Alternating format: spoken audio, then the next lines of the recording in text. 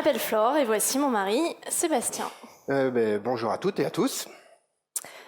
Bon, vous avez compris le concept. Si nous sommes là aujourd'hui devant vous, c'est pour vous parler de notre vie. Alors, je vous rassure tout de suite, on va vous parler d'une brève histoire de notre vie, de notre histoire. Mais ça commence bien, car il s'agit d'une histoire d'amour. Et d'une rencontre à multiples facettes. Déjà parce que Sébastien et moi, on s'est rencontrés en boîte de nuit. Boule à facettes. Ah oui. Et ensuite, parce que cette rencontre, elle nous amène aujourd'hui à faire notre révolution. La révolution des bobos écolos. Alors, de quoi s'agit-il ? Il s'agit pour nous d'être alignés, d'aller au bout de nos convictions et de réconcilier des mondes qu'on aurait plutôt tendance, de façon générale dans la société encore aujourd'hui, à opposer. Écologie et chic. Joie et travail, famille et projet professionnel, costard et bottes, robe et bottes. Mais c'est possible. C'est possible. La preuve, Flore et moi, nous vivons et travaillons ensemble. C'est possible. C'est possible. Nous avons créé un cabinet de conviction il y a maintenant 7 ans autour du management et du développement durable. On est parti de zéro, sans capital, avec des idées et surtout l'envie de bien faire. On a grandi avec nos clients, surtout grâce à leur confiance. On s'est installé, on a fait 2 merveilleux enfants, Abel et Jean. Enfin, c'est surtout moi qui les ai fait quand même, mais bon. Ah, mais j'ai quand même un peu contribué. Un peu. Du moins, j'espère. Oui. C'est jamais. Ensuite, on s'est mariés, un 4 janvier. C'est bien. C'est pas commun. Et on a décidé, à un moment donné, de s'installer et d'avoir un duplex juste à côté de Paris. Ouais, merveilleux duplex, je sais pas si vous imaginez, avec 3 chambres, 3 terrasses, traversant, un rooftop, la tour Eiffel dans un coin, le barbecue dans l'autre. La piscine sur le toiletté. On avait fait Pas notre mal. petit potager, Oui. quelques arbres fruitiers. Cerisier, pommier, poirier, kiwi. On n'avait pas de voiture, par choix bien sûr. Notre vélo électrique. De toute façon, on avait les commodités et les commerces à pied. Forcément. On avait de bons salaires. On pouvait mettre chaque mois de l'argent de côté. Nos parents étaient contents, je dirais même rassurés. Nos amis venaient souvent, tu m'étonnes. C'est vrai. Ah, il y en a dans la salle. Ouais. Ils venaient souvent et je pense que quelque part, ils nous enviaient. On était au top. On était au top pour la société. Mais on n'était pas alignés. Et un jour, je regarde Sébastien et je lui dis, Sébastien, on se casse. Et je me souviens, il me répond, ok, on casse le modèle. Oui, parce que ce que dit pas la belle image, c'est que nos employés temps étaient surchargés. Qu'il fallait de gros salaires pour rembourser des prêts. Investir pour défiscaliser. C'est-à-dire dépenser pour faire plus d'économies. Une hérésie. Les enfants à faire garder, les crèches à payer. Dans une course en avant toujours plus effrénée. Je dois vous avouer qu'à un moment, j'avais un sentiment, peut-être certains d'entre vous d'ailleurs l'auront senti aussi. C'est de perdre ma vie à chercher à la gagner. Et puis avec notre rooftop, notre potager sur le toit, au plus gros de la récolte, on avait quoi ? Accrochez-vous. 4 carottes, de belles tomates, de beaux fruits rouges, 2 pommes. Bref, moi j'avais quand même le sentiment qu'on était ridicule. Ah mais attention, nos fruits, nos légumes, ils étaient super bons, on s'extasiait devant, on expliquait la vie, la nature à nos enfants. Mais c'était plus possible. Moi je pouvais plus continuer comme ça. Il fallait absolument qu'on aille au bout de nos convictions. Il fallait absolument qu'on augmente le rendement de carottes. Obligé.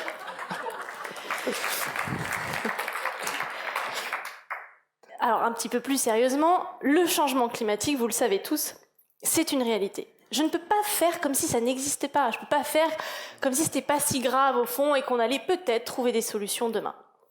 C'est pas possible, je peux pas vivre comme ça. D'ailleurs, le mois dernier, je ne sais pas si vous avez entendu ça, sur la BBC, un célèbre chercheur physicien que vous connaissez certainement qui s'appelle Stephen Hawking, vous connaissez, il nous a donné en espérance de vie à nous, humanité, je crois que c'est le thème de cet après-midi,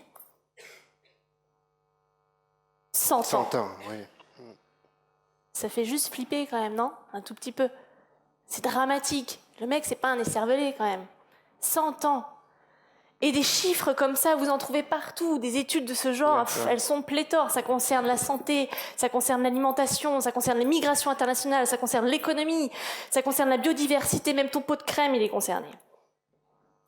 Mais ce genre de discours, et on le constate maintenant depuis une bonne décennie, je dirais, c'est vrai. C'est pas fun du tout, et c'est complètement démobilisateur. Dire qu'on va tous mourir, ça marche pas. C'est vrai d'ailleurs, parce que nous, on a cette conscience écologique, c'est sûr. Et en plus de ça, peut-être certains d'entre vous l'ont aussi, on a une forme de flamme, comme, je sais pas, une énergie, une force intérieure, là, qui germe en nous et qui nous donne envie de faire. Alors, c'est comme une musique qu'on pourrait entendre chaque jour qui nous dit, mais déjà, écoute ce que tu ressens. Ok, j'écoute ce que je sens. Ok, maintenant, tu vas dire ce que tu penses. Alors, c'est notre métier, nous, on dit ce qu'on pense. Mais surtout, fais ce que tu dis. Mais fais. Et il nous manquait un déclencheur. Un élément qui allait faire toute la différence. Vous savez, comme pour une plante dont les racines végètent dans le sol, tapissent le sol, jusqu'à ce qu'un élément, un événement, comme une goutte, vienne transpercer la croûte terrestre et permettre à la plante de s'épanouir. Il nous manquait ça, cet élément-là. Puis un jour... Ben, on l'a eu.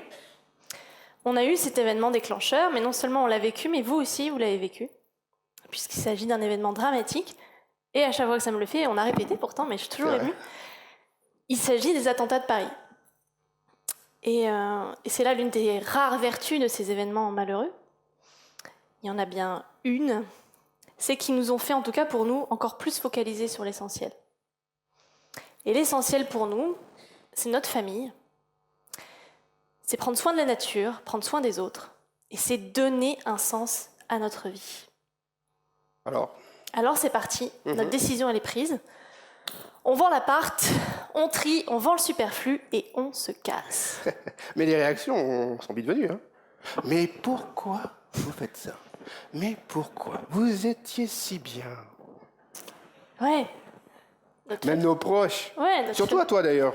Mais Flore, t'adores sortir, t'adores les expos, etc., la fête. Mais tu vas pas t'ennuyer là-bas? Oh, oui. Même nos amis, hein. Ouais. Mais vous avez l'appartement depuis 3 ans. Vous vendez déjà? Vous êtes trop bien. Vous allez dans un trou là-bas. Nos clients aussi. Ah oui. Nos clients qui nous ont dit, mais attendez, vous partez? Du coup, si vous partez, on va vous oublier.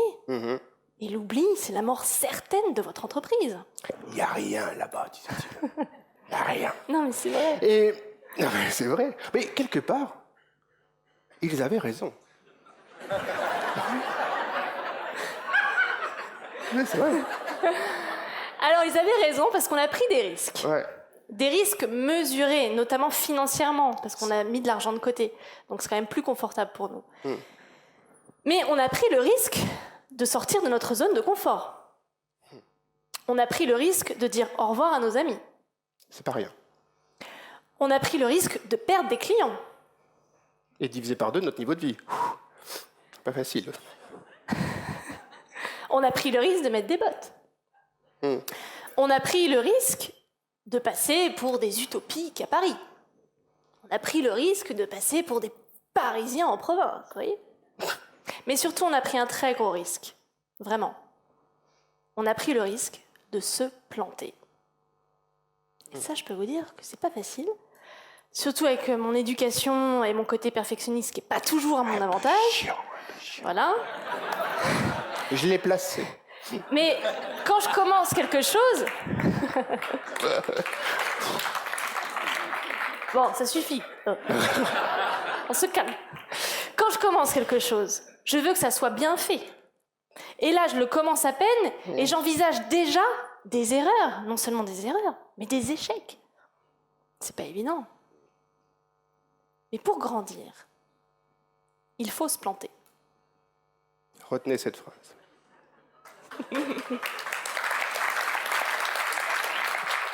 Alors, notre décision est prise.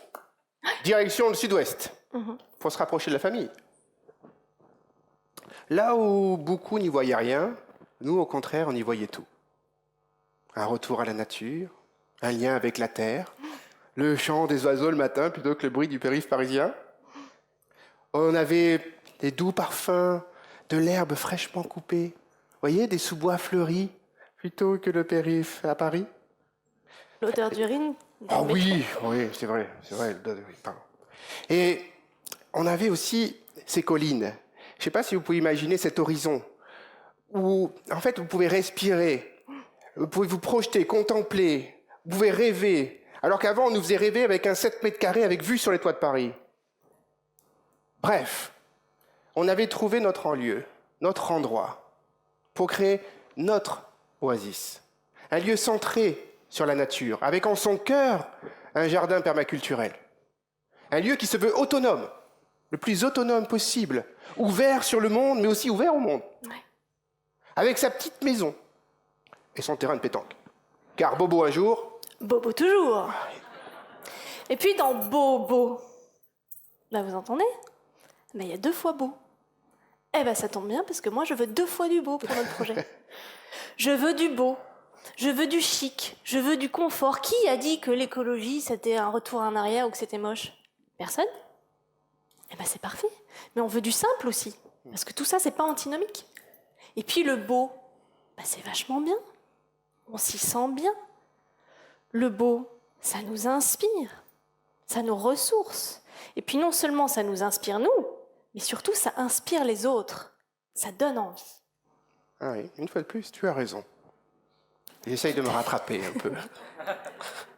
Non mais elle a raison parce que quand on sait que ce sont les histoires et les émotions, non seulement qui façonnent notre propre imaginaire, mais surtout notre vie de tous les jours, on a besoin de nouvelles histoires. De belles histoires. Des histoires de changement, des histoires de vie, des histoires d'envie. Avec le beau au cœur de l'histoire, comme une forme de catalyseur, comme un moteur à nos envies. Et le beau, enfin, je dirais, la nature. Quand on regarde la nature, c'est une formidable source d'inspiration. Regardez ma femme. Elle s'appelle Flore. Voilà.